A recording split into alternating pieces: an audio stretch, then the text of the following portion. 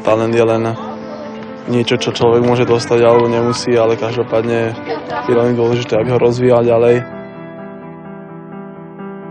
Otec chcel mať zo mňa futbalistu a dá sa povedať, že mi udával taký smer, udával mi takú cestu a vždy mi pomáhal. Malo to strašne veľa prekážok, samozrejme veľa takej sebavôle a ak som povedal, či už to slovíčko talent alebo tie obyčajné tréningy s mužstvom nestačia, treba sa tomu venovať a potom sa také úspechy, či už malé alebo veľké, určite dostavia. No ktorý je podľa vás najlepší, chalani? Poviem, ako desina, hentata, bez štucie. Všetci hráči začínajú odznova, začínajú od nuly, od toho istého levelu a takéto všetky vlastnosti, či už rýchlosť, technika, alebo všetko, čo k futbalu patrí, sa dá naučiť, ale treba si hlavne dať priority a v tomto veku je najdôležitejšie si dať tú prioritu byť futbalistom.